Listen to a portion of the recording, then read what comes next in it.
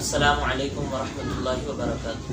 گزشتہ ویڈیو میں بات کی گئی تھی وضو کے فرائض اور وضو کی سنتوں کے بارے میں۔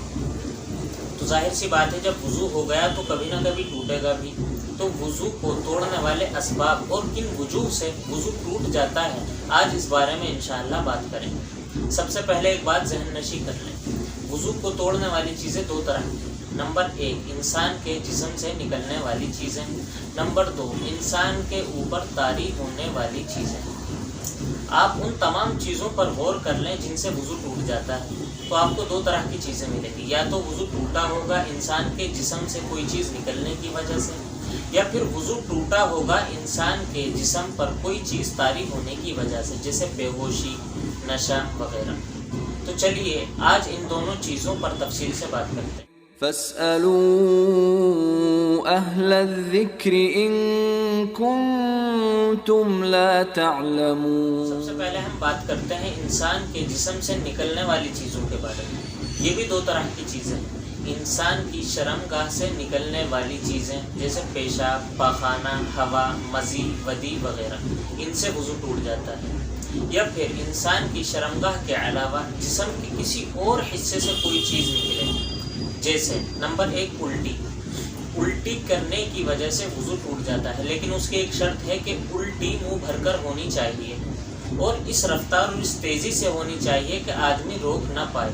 تو اگر الٹی منہ بھر کر ہوئی ہے تو وضو ٹوٹ جائے گا، اور اگر الٹی تھوڑی بہت ہوئی ہے یعنی آدمی اگر اس کو چاہے تو روک سکتا ہے، تو ایسی الٹی کی وجہ سے وضو نہیں ٹوٹتا۔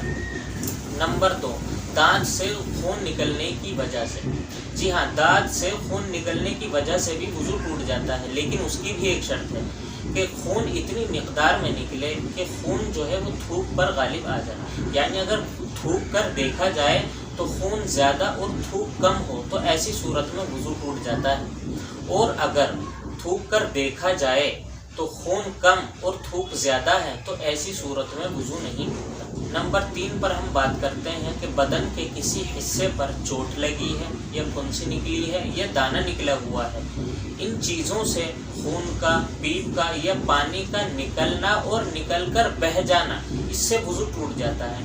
لیکن خون، پیپ یا پانی نکلا تو ہے لیکن بہا نہیں ہے، تو ایسی صورت میں وضو نہیں ٹوٹتا ہے۔ تو یہ تو تھی انسان کے جسم سے نکلنے والی چیزیں۔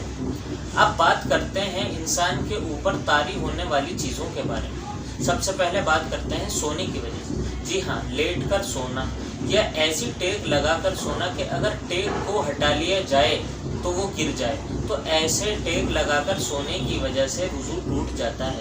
اور اگر کوئی شخص رکوع، سجدہ یا اتحیات کی حالت میں سوتا ہے لیکن سوتے سوتے ان ارکان کو ادا کرتا رہتا ہے، تو اب تو وضو نہیں ٹوٹے گا۔ لیکن اگر سوتا کا سوتا رہ گیا، امام اور مقتدی آگے نکل گئے، تو ایسی صورت میں اس سے بھی وضو ٹوٹ جاتا ہے۔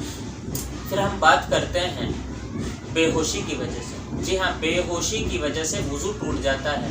بے ہوشی بیماری کی وجہ سے ہو، مرگی کے دورے کی وجہ سے ہو، یا نشے کی وجہ سے ہو، ان تمام وجہ سے وضو ٹوٹ جاتا ہے۔ اس کے بعد بات کرتے ہیں قہقہا مار کر ہنسنا۔ یعنی اگر کوئی شخص نماز کی حالت میں اتنی زور سے ہنستا ہے کہ اس کے برابر والا اس کے ہنسنے کی آواز سن لے، تو ایسی صورت میں وضو ٹوٹ جاتا ہے۔ اور اگر کوئی شخص اتنی زور سے نہیں ہنسا بلکہ صرف مسکرایا ہے اور اس کے ہنسنے کی آواز برابر والے کو نہیں پہنچی ہے، تو ایسی صورت میں وضو نہیں ٹوٹتا ہے۔ نمبر 4 مباشرت فاحشہ، یعنی عورت اور مرد کی شرمگاہ کا آپس میں بنا کسی پردے کی یعنی بنا کسی کپڑے کے مل جانا، صرف مل جانے کی وجہ سے وضو ٹوٹ جاتا ہے۔ لیکن اگر بیچ میں کوئی کپڑا ہے، کوئی پردہ ہے اور تب ملی ہے، تو ایسی صورت میں وضو نہیں ٹوٹتا ہے۔ تو یہ تو تھی وضو کو توڑنے والی چیزیں۔ اب بات کرتے ہیں وضو کو توڑنے کے سلسلے میں جو لوگوں کے اندر غلط فہمیاں رائج ہیں ان کے بارے میں۔ جیسے بعض لوگ یہ سمجھتے ہیں کہ گالی دینے کی وجہ سے وضو ٹوٹ جاتا ہے، تو یہ غلط بات ہے۔ گالی دینے کی وجہ سے وضو نہیں ٹوٹ جاتا۔ یہ الگ بات ہے کہ گالی دینا ایک بہت بڑا گناہ ہے۔ بعض لوگ یہ سمجھتے ہیں کہ فلم دیکھنے یا گانا گانے کی وجہ سے وضو ٹوٹ جاتا ہے، تو ایسا بھی نہیں ہے۔